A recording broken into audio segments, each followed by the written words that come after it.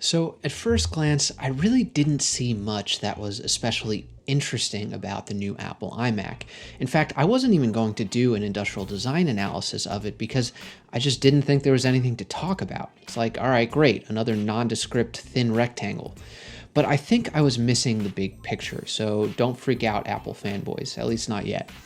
I think Apple's industrial design team did this very intentionally, and I believe that it ties to one of the most famous design principles from Dieter Rams: good design is as little design as possible. Apple has not changed this core design approach in well over a decade, maybe 2 decades, and the priority has always been about seamless user experience, sort of making the device as thin as possible no matter what the cost, and using high quality finishes and materials.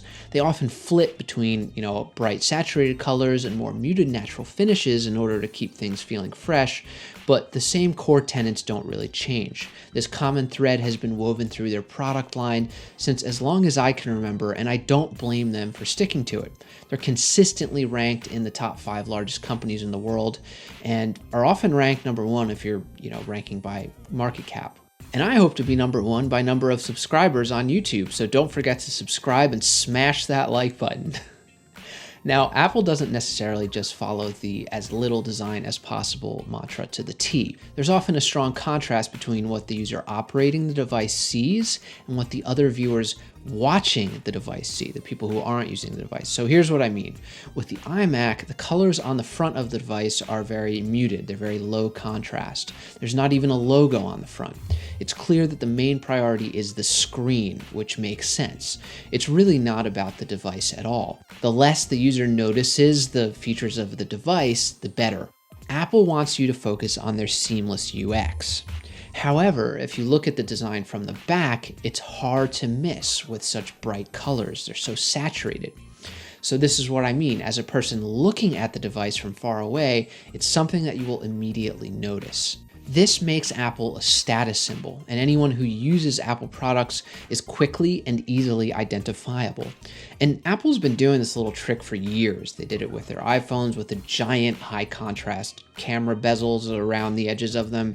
And if you look at pretty much any of their other products, especially the wearables, you'll notice this trend coming up a lot. Now, we could talk about the painstakingly considered details of this design, but I think it would be missing the point. As a user, Apple doesn't want you to focus on the device. They do this by using very simple elemental shapes. There's absolutely nothing that stands out about this design if you look at the silhouette. I mean, it's a rectangle. The fact that everyone is freaking out about this chin down here is actually proof of that. In what other product category would people be freaking out about a flat, nondescript, planar surface with no features on it?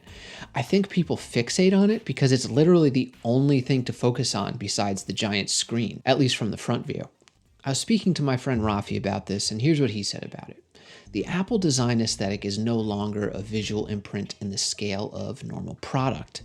The result, like a lot of product defined by digital distancing from human senses, is a precision machined experience, intentionally designed to evaporate all design notions of materiality and presence, leaving only the hypnotic effect of the screen as the interface. It's the monolith from 2001: A Space Odyssey. More of the absence of product than the existence of it. And the amazing thing is how Apple brought this aesthetic slowly into our world so that we wouldn't be confused or frightened by it, rather drawn to it, just like the hypnotized monkeys who become slowly transfixed by the clean and hypnotic pull it has. Thanks, Rafi, for that quote. I think it really encapsulates the Apple ethos in terms of their design.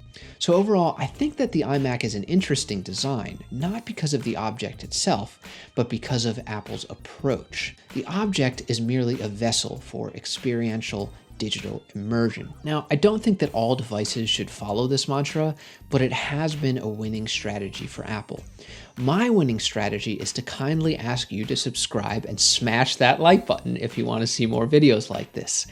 Thanks for checking out the video, guys, and I hope you have a great day.